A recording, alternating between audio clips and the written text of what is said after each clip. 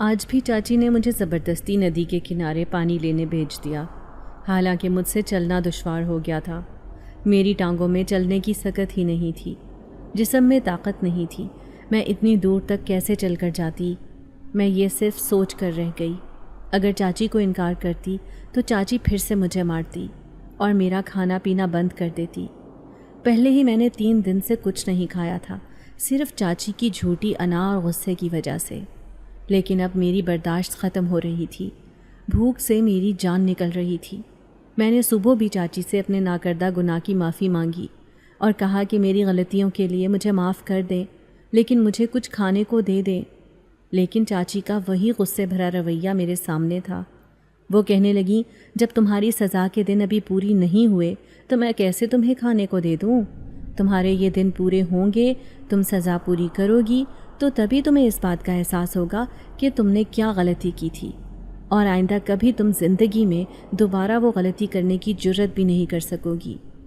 چاچی نے جب یہ مجھے کہا تو میری آنکھوں میں مایوسی اتر آئی، ورنہ کچھ دیر پہلے یہی آنکھیں امید سے جگمگا رہی تھیں کہ شاید مجھے بھی کچھ کھانے کو مل جائے۔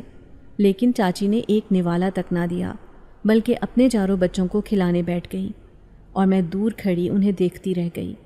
ساری دوپہر اسی طرح گزر گئی تھی۔ عصر کے قریب چاچی مجھے کہنے لگی، جا کر ندی سے پانی لے آؤ، گھر کا پانی ختم ہو گیا ہے۔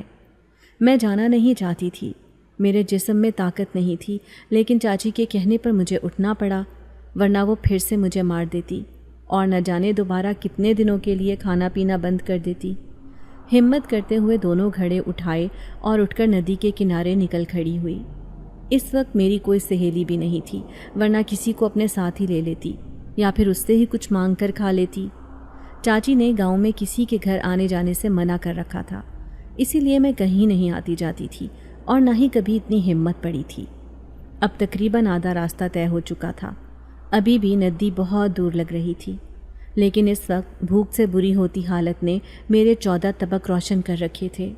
میں بار بار ماتھے پر آیا پسینہ صاف کرتی اور خشک ہونٹوں پر زبان پھیرتی۔ گرمی بھی عروج پر تھی اور بھوک اس سے بھی زیادہ شدت سے تھی۔ گرتے پڑتے میں ندی کے کنارے پہنچ ہی گئی تھی اور پھر وہاں آ کر جیسے ڈھیر ہو گئی۔ چپ چاپ ندی کنارے بیٹھ گئی اور پانی کی بہتی ہوئی موجوں کو دیکھنے لگی۔ مجھے اپنی زندگی اس سے پہلے کبھی اتنی بے رحم اور شفاف نہیں لگی تھی جتنی ان چند دنوں میں لگنے لگی تھی۔ میں الٹی سیدھی سوچیں سوچ ہی رہی تھی کہ اچانک سامنے سے آتے ہوئے گھڑے نے میری توجہ اپنی طرف کھینچ لی۔ وہ گھڑا پانی کے اوپر تیرتا ہوا آ رہا تھا۔ نہ جانے کس کا گھڑا تھا، شاید کوئی پانی بھرنے آئی ہوگی اور گھڑا ہاتھ سے چھوٹ گیا ہوگا اور پانی میں تیرنے لگا ہوگا۔ میں دلچسپی سے اس منظر کو دیکھ رہی تھی۔ پہلی بار اس طرح گھڑا بہتا ہوا دیکھا تھا، اور پھر آہستہ آہستہ بہتے ہوئے وہ بالکل میرے قریب آ گیا۔ میں نے بے اختیار آگے بڑھ کر اس گھڑے کو پکڑ لیا اور بچوں جیسی خوشی میرے چہرے پر آ گئی۔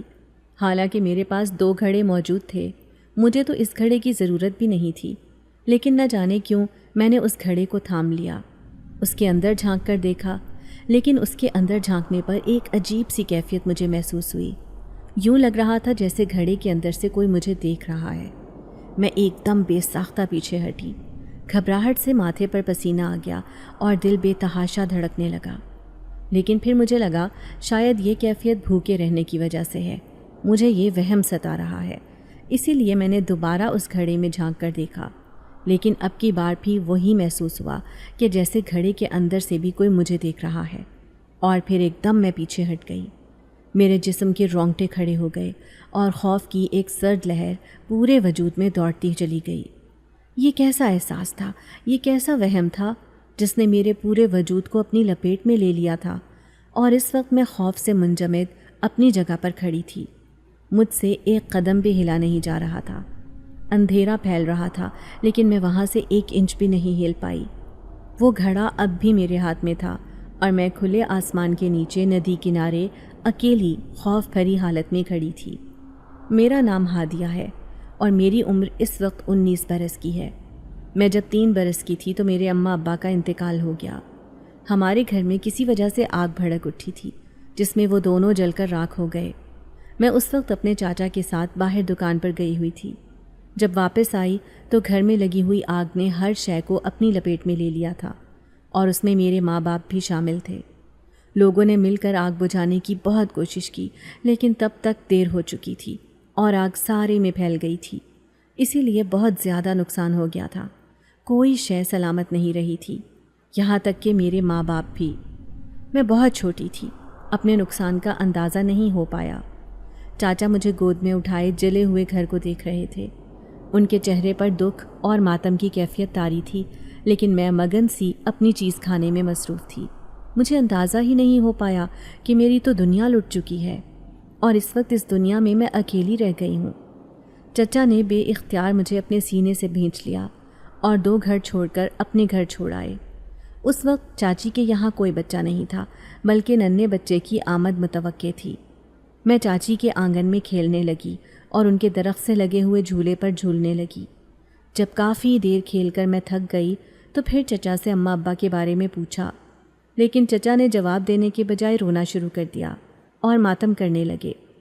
چچا کی کیفیت دیکھ کر میں بھی رونے لگی، لیکن مجھے اس بات کا تو اندازہ ہی نہیں تھا کہ یہ ماتم کس چیز کا ہے، یہ رونا کس بات کا ہے، یہ آنسو کیوں بہہ رہے ہیں۔ میں تو بس اپنے ماں باپ کو ڈھونڈ رہی تھی اور پھر کافی دنوں تک انہیں ڈھونڈ ڈھونڈ کر جب تھک گئی تو چچا اور چچی کے آنگن میں ہی پلنے لگی۔ چاچا تو مجھ سے بہت محبت کرتے تھے، لیکن چاچی کا رویہ شروع سے ہی مجھ سے بہت خراب سا تھا۔ وہ مجھے مخاطب کرتے ہوئے نفرت سے مخاطب کرتی اور ان کے انداز میں ایک تحکم ہوتا۔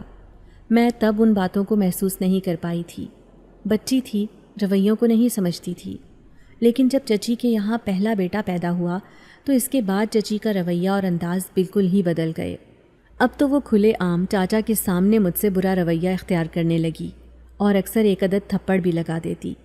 چاچا جب اسے ٹوکتے تو وہ یہی کہتی کہ یہ کہنا نہیں مانتی، میری بات نہیں سنتی، سارا دن مجھے تنگ کرتی رہتی ہے، میں چھوٹے سے بچے کو دیکھوں کہ اس کے پیچھے بھاگتی پھروں۔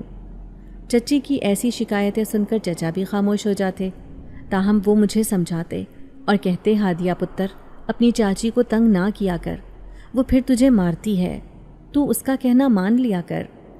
میں چاچا کی بات سن کر سر ہلا دیتی۔ ابھی تک میں 4 سال کی بھی نہیں ہوئی تھی تو کیسے سمجھ لیتی کہ چاچی مجھ سے نفرت کرتی ہے۔ چاچی نے مجھے اسی وجہ سے اسکول بھی داخل نہیں کروایا تھا۔ ان کا یہی کہنا تھا کہ میں اتنی ذمہ داری نہیں اٹھا سکتی، چھوٹے سے بچے کے ساتھ میں کیسے ہادیہ کو اسکول لاؤں اور لے جاؤں، مجھ سے اتنی ذمہ داری کا کام نہیں ہوتا۔ ویسے بھی چھوٹا بچہ ساری رات مجھے جگائے رکھتا ہے تو میں کیسے صبح صبح اٹھوں گی؟ جب اپنے بیٹے کو داخل کرواؤں گی تو پھر ہادیہ کو بھی کروا دوں گی۔ چاچی نے یہ کہہ کر چاچا کو راضی کر لیا اور وہ بھی مان گئے۔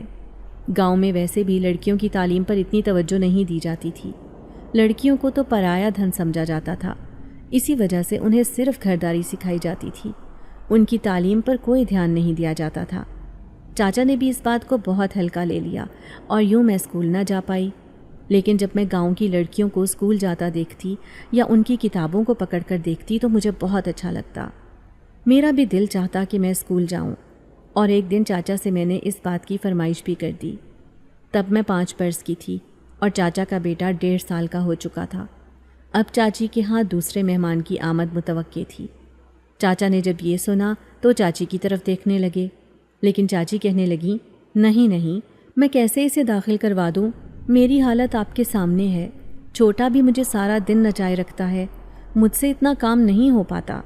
میں تو سوچ رہی ہوں کہ اب آہستہ آہستہ اسے گھرداری سکھاؤں تاکہ کل کلاں کو جب اس کی شادی کرنی ہو تو بعد میں ہمیں تانے نہ سننے کو ملے کہ بن ماں باپ کی بچی کو کچھ سکھایا ہی نہیں۔ چاچی نے بات دوسرے رخ کر دی تھی، جس کی وجہ سے چاچا بھی فوراً رضامند ہو گئے اور کہنے لگے، بالکل، تم اسے گھرداری سکھاؤ، میں نے اس کے ہاتھ جلد پیلے کر دینے ہیں۔ چاچا نے بھی چاچی کی بات پر حامی بھرتے ہوئے اپنی رضامندی دے دی، تو چاچی کی آنکھوں میں پھیلنے والی چمک کو میں نے بخوبی محسوس کر لیا تھا۔ نہ جانے کیوں چاچا کو وہ دکھائی نہیں دیتی تھی جو مجھے اب محسوس ہونا شروع ہو گیا تھا۔ چاچا کے کہنے کی دیر تھی، چاچی نے اگلے دن سے ہی مجھے کام پر لگا دیا تھا۔ میں چاچی کا ہاتھ پٹانے لگی۔ پہل تو چاچی چھوٹے موٹے کام ہی کہا کرتی تھی، کبھی چند برتن دھونے کے لیے بول دیتی اور کبھی چیزیں سمیٹنے کا کہہ دیتی، کبھی منّے کے ساتھ کھیلنے کا بول دیتی۔ میں چاچی کی خوشنودی اور محبت کے لیے یہ سب کرتی رہتی، کیونکہ چاچی جب اپنے بچوں سے پیار کرتی تھی تو مجھے بہت اچھا لگتا تھا اور میں ایک حسرت سے انہیں دیکھتی تھی۔ اپنی ماں کی ہلکی ہلکی شبیہ مجھے یاد تھی، وہ میری نگاہوں کے سامنے آنے لگتی۔ اسی لیے میں چاچی کی خوشی اور ان کی محبت پانے کے لیے ان کی ہر بات ماننے لگی۔ یوں ہی آہستہ آہستہ کر کے دن گزرتے رہے۔ میں چاچی کی مار کھا کر، ان کی باتیں سن کر، ان کے طعنے برداشت کر کے جوان ہوتی گئی۔ وقت کے ساتھ ساتھ چاچی کے بھی 4 بچے ہو گئے۔ چاچی ان میں ہی لگی رہتی۔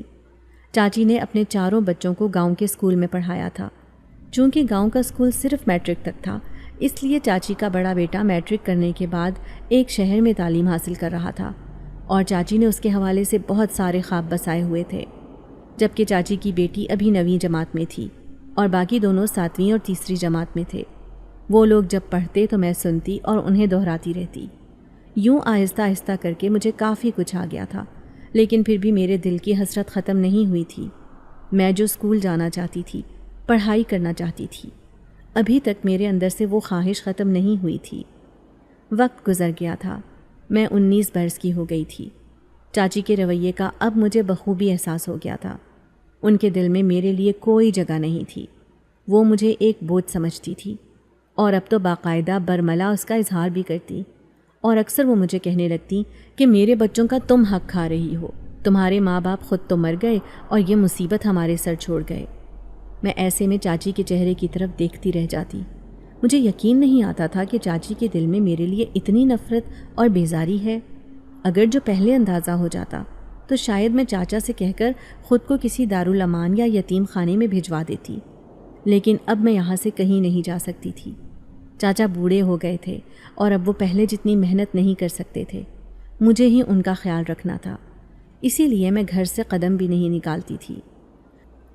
یوں تو چاچی اکثر میرے ساتھ زیادتی کرتی، مار پیٹ بھی کر لیتی اور ڈانٹ ٹپٹ بھی کر لیتی، لیکن جب کبھی انہیں زیادہ غصہ آتا تو پھر میرا کھانا پینا بند کر دیتی اور کئی دن تک مجھے بھوکا رکھتی۔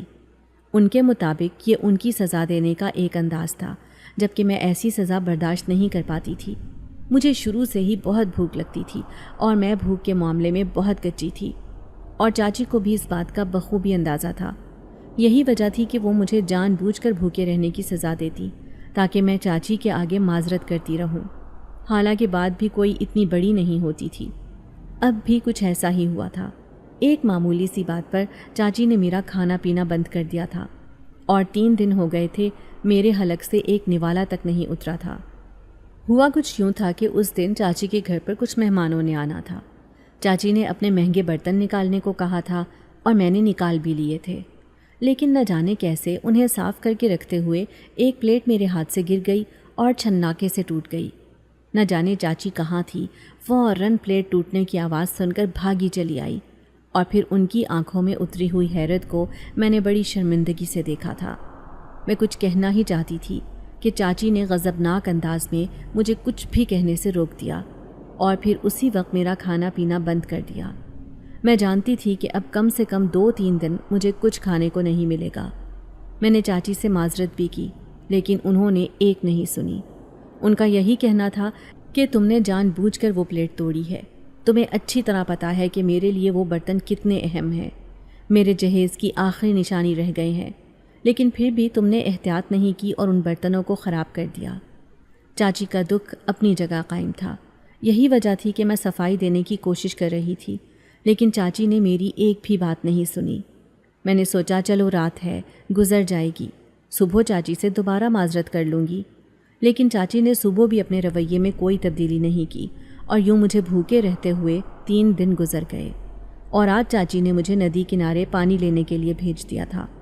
میں جانتی تھی کہ اس نے ایسا جان بوجھ کر کیا ہے، کیونکہ اسے پتہ تھا کہ میں اس وقت کمزوری کی حالت میں ہوں، نہ تو چل سکتی ہوں اور نہ ہی زیادہ وزن اٹھا سکتی ہوں، لیکن چاچی نے جان بوجھ کر مجھے ندی کنارے پر بھیج دیا، اور اب میں بڑی پریشان سی بیٹھی ہوئی تھی۔ اپنے لیے کھانے کا کہاں سے بندوبست کروں یہ سوچ رہی تھی، لیکن مجھے اندازہ نہیں تھا کہ اگلے کچھ ہی لمحوں میں میری زندگی کی کایا پلٹ جائے گی، اور زندگی مجھے ایک ایسے موڑ پر لے آئے گی جس کا میں نے کبھی سوچا بھی نہیں ہوگا۔ ندی کے کنارے بیٹھ کر اس کے پانی کو دیکھتے ہوئے مجھے بالکل اندازہ نہیں تھا کہ تیر کر آنے والا ایک گھڑا میری قسمت کو بدل دے گا۔ میں نے جب اس گھڑے میں جھانک کر دیکھا تھا تو اس کے اندر 2 چمکدار آنکھیں دکھائی دی تھیں، جنہوں نے مجھے ایک دم خوف میں مبتلا کر دیا تھا۔ میں نے گھڑا ہاتھ میں پکڑے رکھا۔ خوف کے مارے میرے ہاتھوں نے جیسے حرکت کرنے سے انکار کر دیا تھا اور میں اپنی جگہ سے 1 انچ بھی نہیں ہل پائی تھی۔ اب بھی ایسا ہی ہوا تھا۔ اس گھڑے کو دیکھ کر مجھے بہت عجیب سا محسوس ہو رہا تھا۔ میں کافی دیر تک اسی حالت میں کھڑی رہی، ساکت، منجمد اور بے جان سی۔ سمجھ نہیں آ رہی تھی کہ کیا کروں۔ اس گھڑے میں ایسا کیا ہے جو مجھے دکھائی دے رہا ہے اور یہ مجھ تک کیوں چلا آیا؟ کیا یہ قسمت کی طرف سے کوئی اشارہ تھا یا میرے لیے کسی نئی بدبختی کا آغاز تھا؟ میں ابھی کچھ نہیں جانتی تھی۔ چنانچہ میں نے اس گھڑے کو وہیں رکھا اور اپنے گھڑوں کو پانی سے بھر کر گھر لے آئی۔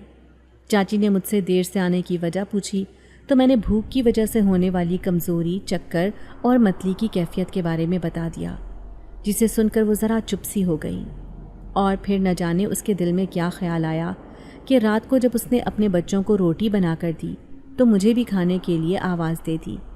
میں بہت حیران ہوئی، کیونکہ ابھی تو میری سزا میں دن رہتے تھے، ابھی تو مجھے کھانا نہیں ملنا تھا، لیکن نہ جانے چاچی کو مجھ پر ترس کیسے آ گیا اور اس نے مجھے کھانے کے لیے آواز دے لی۔ میں نے جلدی جلدی وہ روٹی ختم کر دی، یوں جیسے چاچی کا ارادہ بدل جائے گا یا پھر کہیں وہ مجھ سے چھین نہ لے۔ اس وقت 3 دن کے بعد پیٹ میں کچھ گیا تھا۔ میری آنکھوں میں آنسو آ گئے تھے۔ بے اختیار میں نے اللہ کا شکر ادا کیا۔ ابھی مجھے اور بہت بھوک تھی، لیکن میں نے چاچی سے روٹی نہیں مانگی۔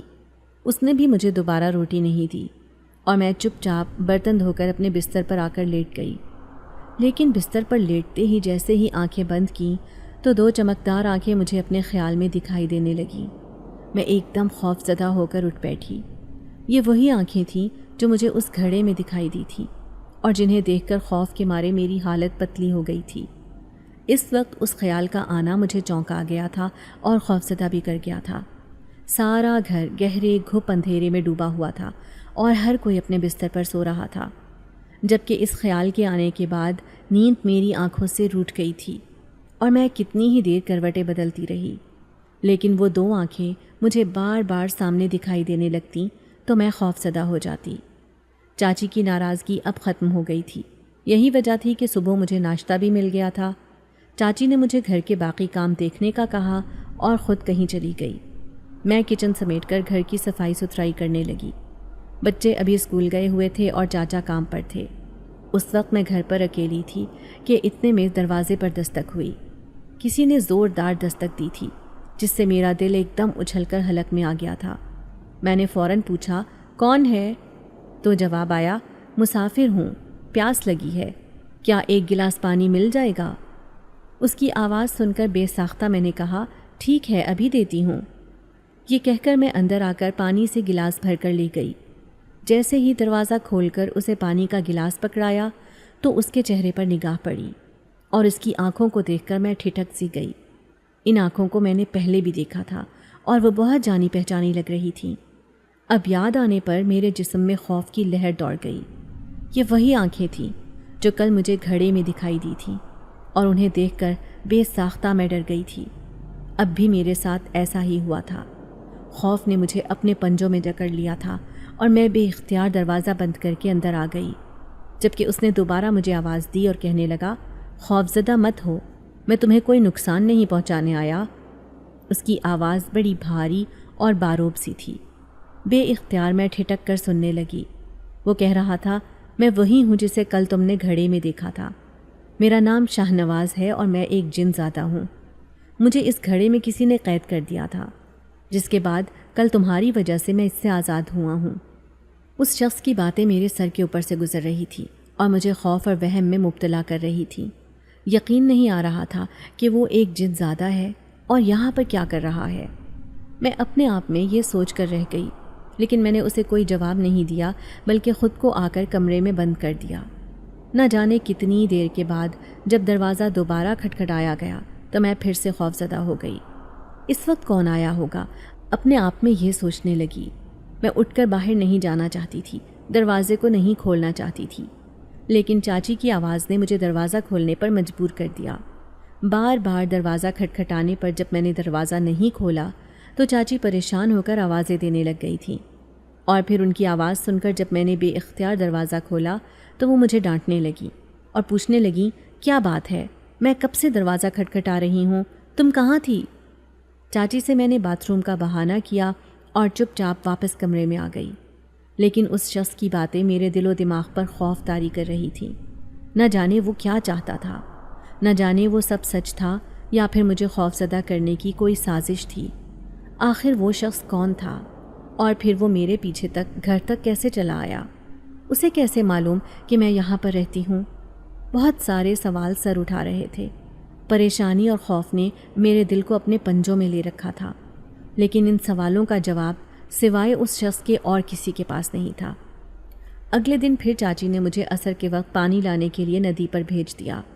میں جانا نہیں چاہتی تھی، لیکن مجھے معلوم تھا کہ اگر چاچی کو انکار کرتی تو وہ پھر سے میرے ساتھ وہی سلوک کرتی اور میرا کھانا پینا بند کر دیتی۔ اسی لیے بادل نخواستہ میں ندی پر چلی آئی۔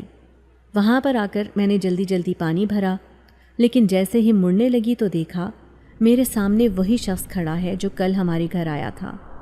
اسے دیکھ کر میرا اوپر کا سانس اوپر اور نیچے کا نیچے رہ گیا۔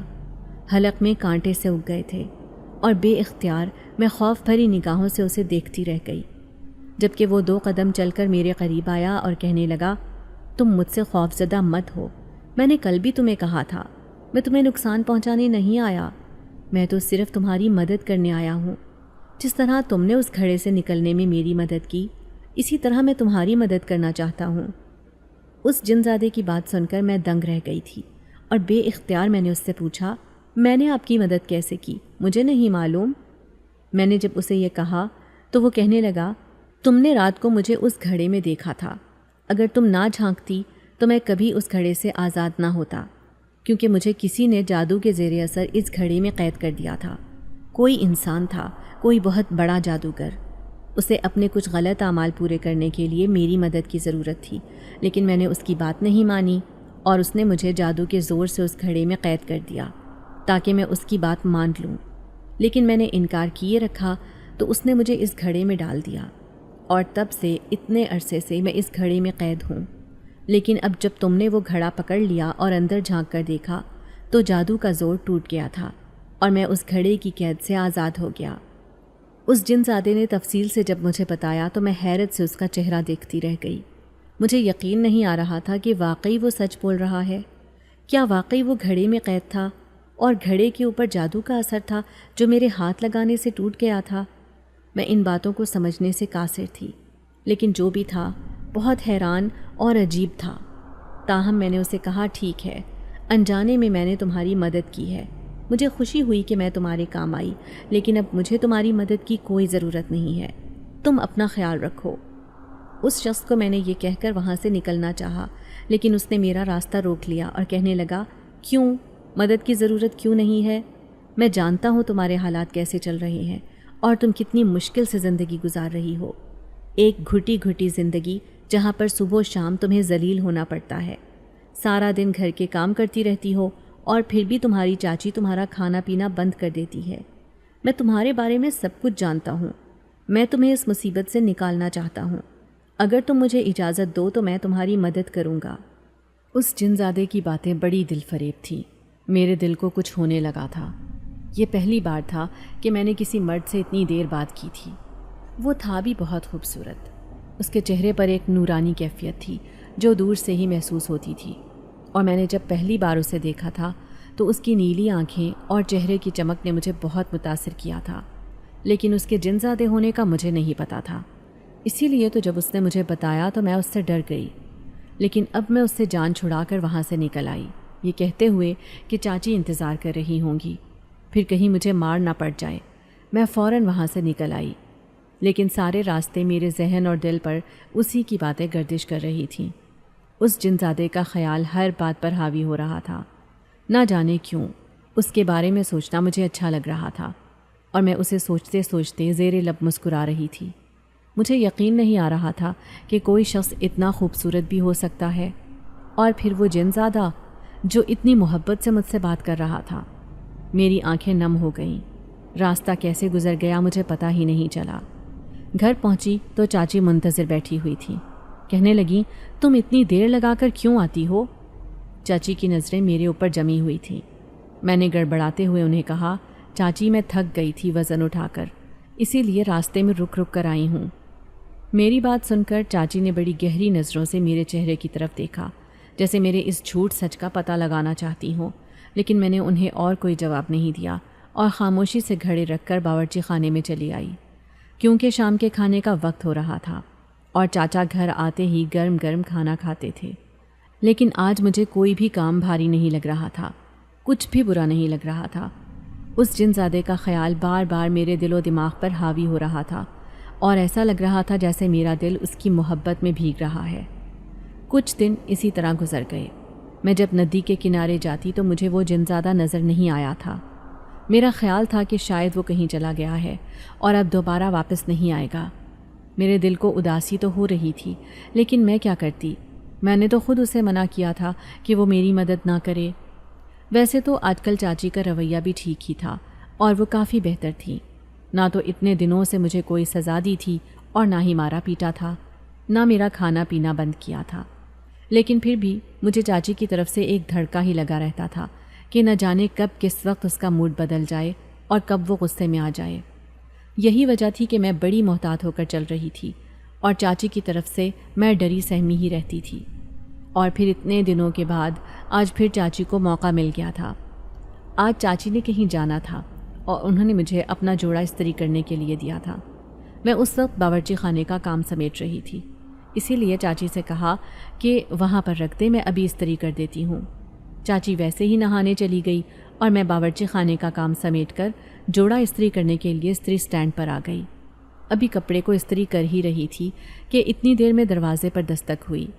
میں نے حیرانی سے دیکھا کہ اس وقت کون آیا ہوگا۔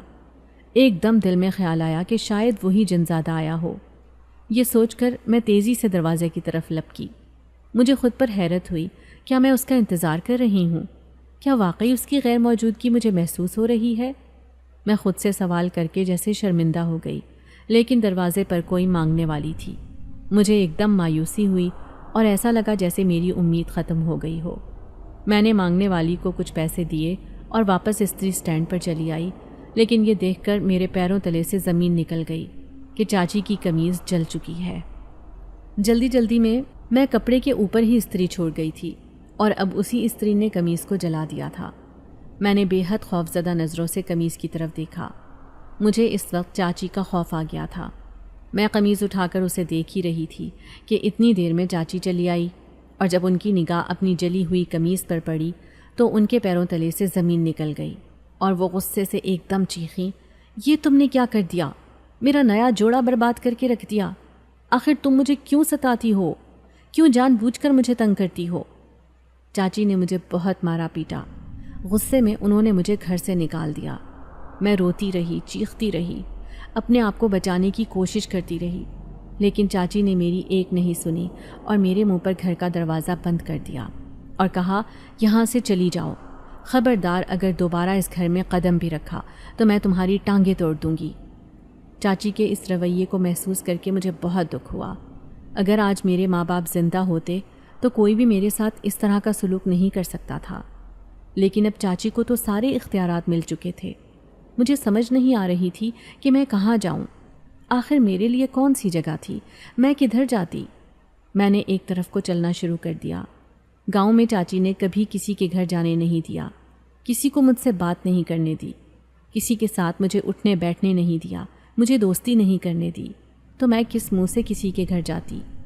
اسی لیے مجھے اور تو کچھ سمجھ نہیں آئی۔ میں ندی کی طرف ہی چلی آئی اور وہاں پر آ کر کنارے پر بیٹھ گئی۔ سمجھ نہیں آ رہی تھی کہ اور کہاں جاتی۔ سامنے ندی کا پانی ساکت تھا، خاموش تھا۔ مجھے وہ اپنی طرح ہی اداس لگا، جیسے اسے بھی میرے اوپر ہونے والے ظلم پر افسوس ہے۔ میں خاموش نظروں سے پانی کی طرف دیکھ رہی تھی کہ اچانک ایک مخصوص خوشبو اور کسی کی موجودگی کے احساس نے مجھے چونکا دیا تھا۔ وہ بڑے اداس اور پریشان لہجے میں مجھے کہنے لگا، تم یہاں پر کیا کر رہی ہو؟ چاچی نے گھر سے نکال دیا نا؟ اس کی بات سن کر میں ایک دم چونکی اور کہا، تمہیں کیسے پتہ چلا؟ میرے بے ساختہ کہنے پر وہ مسکرا دیا تو مجھے اپنی غلطی کا احساس ہوا۔ میں نے اپنے ہی سوال میں اس کو جواب دے دیا تھا۔ اب میں نے شرمندہ ہو کر سر نیچے جھکا لیا، جبکہ وہ کہنے لگا، میں جانتا تھا تمہاری چاچی کسی موقع کی تلاش میں تھی اور کسی بھی وقت تمہیں گھر سے نکال دیتی۔ ابھی تو اس نے بہت عرصہ تمہیں برداشت کیا ہے، لیکن تم ایک بات نہیں جانتی کہ تمہاری چاچی نے تمہارا کتنا بڑا نقصان کیا ہے۔ اس جن زادے کے منہ سے یہ بات سن کر میں نے چونک کر سر اٹھایا اور کہا، آخر ایسی کیا بات ہے؟ چاچی نے میرا کون سا نقصان کر دیا؟ میں تو خود ان کے گھر پر رہ رہی ہوں، ان کے ٹکڑوں پر پل رہی ہوں۔ میں نے اس جن زادے کو الجھے ہوئے انداز میں جواب دیا، جبکہ وہ کہنے لگا، تم نہیں جانتی، تم بہت چھوٹی تھی، تمہارے ماں باپ آگ میں جل کر مر گئے، میں جانتا ہوں وہ آگ کیسے لگی تھی۔ اور جن زادے کی بات نے مجھے ایک دم اس کی طرف متوجہ کر دیا تھا، اور میں سیدھی ہو کر بیٹھی اور اس سے پوچھا، کیسے لگی تھی؟ کیا ہوا تھا؟ مجھے تو کچھ معلوم نہیں، چاچا سے بس ایک بار پوچھا تھا تو انہیں بھی کسی بات کی کوئی خبر نہیں، کیونکہ وہ میرے ہی ساتھ تھے۔ میں نے اس جن زادے سے کہا تو وہ کہنے لگا، تمہیں یہ جان کر بہت افسوس ہوگا کہ یہ سب کچھ تمہاری چاچی نے ہی کروایا تھا۔ وہ تمہارے باپ سے بدلہ لینا چاہتی تھی، وہ چاہتی تھی کہ تمہاری ماں کو نقصان پہنچائے، لیکن اس نے جو منصوبہ بنایا اس کی لپیٹ میں تمہارا باپ بھی آ گیا اور پھر ان دونوں کا انتقال ہو گیا۔ اس جن زادے کی باتیں میرے لیے بہت نئی تھی اور ان میں بہت سارے راز چھپے ہوئے لگ رہے تھے۔ میں الجھ گئی اور اس سے پوچھا، اور پھر ایسی کون سی بات ہے، کون سا راز ہے جو تم مجھے بتا نہیں رہے؟ کیا وجہ ہے؟ میں نے جلدی جلدی اس سے پوچھا تو کہنے لگا، دراصل تمہاری چاچی کی تمہارے باپ کے ساتھ بات طے تھی، یہ رشتہ تمہاری دادی نے طے کروایا تھا، لیکن پھر تمہارے باپ کو تمہاری ماں پسند آ گئی۔ وہ کسی بھی صورت تمہاری چاچی سے شادی نہیں کرنا چاہتے تھے، کیونکہ تمہاری چاچی بڑی تیز مزاج کی اور بدتمیز عورت تھی۔ تمہارے باپ کو اس کی زبان سے ڈر لگتا تھا، اسی وجہ سے انہوں نے رشتے سے بالکل انکار کر دیا، لیکن تمہاری دادی چونکہ زبان دے چکی تھی اس لیے انہوں نے رشتے سے انکار کرنے سے منع کر دیا۔ لیکن اب کی بار تمہارے باپ نے بھی ٹھان لی تھی کہ کسی بھی صورت تمہاری چاچی سے شادی نہیں کریں گے، اسی لیے انہوں نے تمہاری ماں سے شادی کی خواہش کا اظہار کیا اور پھر مرنے تک کی دھمکی دے ڈالی۔ تمہاری دادی ان کی باتوں میں آ گئی اور پھر تمہارے باپ کی شادی وہیں پر کر دی جہاں پر وہ ضد لگا کر بیٹھے تھے۔ لیکن جب اس بات کی خبر تمہاری چاچی کو پہنچی تو انہوں نے اس بات کا بہت پتنگڑ بنایا۔ یوں تمہاری دادی نے تمہاری چاچی کا رشتہ تمہارے چاچا سے طے کر دیا اور جلد ہی ان دونوں کا نکاح بھی کر دیا۔ لیکن تمہاری چاچی کے دل سے یہ نفرت ختم نہیں ہوئی تھی، ان کے دل میں اپنے ٹھکرائے جانے کا بہت زیادہ دکھ تھا اور وہ چاہتی تھی کہ اس بات کا بدلہ لے۔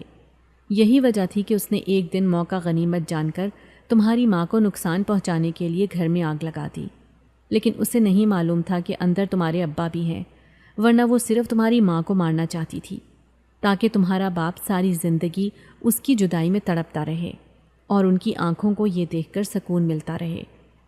لیکن قدرت کو کچھ اور ہی منظور تھا، تمہاری ماں کے ساتھ ساتھ تمہارے باپ کا بھی انتقال ہو گیا۔ تمہاری چاچی کے لیے یہ صدمہ بہت بڑا تھا، لیکن وقت کے ساتھ ساتھ اس نے اپنے اوپر ایک خول چڑھا لیا، جیسے اسے کسی بات کی پرواہ نہیں۔ تمہارے چاچا اس ساری حقیقت سے ناواقف تھے، انہیں نہیں خبر کہ یہ ظلم تمہاری چاچی نے کمایا تھا۔ تمہیں بھی آج اس وجہ سے بتا رہا ہوں تاکہ تم اپنے ماں باپ کے بارے میں، ان کی موت کے بارے میں اصل حقیقت کو جان سکو۔ اس جنزادے کے انکشافات نے تو میرے وجود کو ہلا کر رکھ دیا تھا۔ میں سوچ بھی نہیں سکتی تھی کہ چاچی اتنی ظالم ہوگی کہ ہمارے ہنستے بستے گھر کو اجاڑ کر رکھ دے گی۔ اسی لیے تو چاچی نے اس کے فوراً بعد اس گھر کو سیٹ کروا کے اسے کرائے پر چڑھا دیا تھا اور اس کا کرایہ بڑی شان سے استعمال کرتی تھی۔ اس میں سے بھی مجھے 1 روپیہ تک نہیں ملتا تھا، حالانکہ وہ میرا حق تھا، لیکن چاچی نے وہ بھی دینا گوارا نہیں کیا۔ میرا دماغ اس وقت زلزلوں کے جھٹکوں کی زد میں تھا اور میں ایک آندھی کی لپیٹ میں آ چکی تھی۔ اس جنزادے نے میرے چہرے کے تاثرات دیکھے تو کہنے لگا، تم پریشان مت ہو، میں ہر قدم پر تمہارے ساتھ ہوں۔ تم اپنی چاچی کے پاس جاؤ، انہیں اس حقیقت کے بارے میں بتاؤ، اپنے گھر کو خالی کروانے کا کہو اور وہاں پہ جا کے رہو۔ تم کب تک یوں ندی کے کنارے بیٹھی رہو گی؟ اس جنزادے کی بات سے مجھے ایک تحریک ملی اور میں نے سوچ لیا تھا کہ اب اپنے حق کے لیے آواز اٹھانی ہی پڑے گی۔ اگر اب بھی اپنے حق کے لیے آواز نہیں اٹھاؤں گی تو پھر چاچی کو کبھی اس بات کی سمجھ نہیں آئے گی۔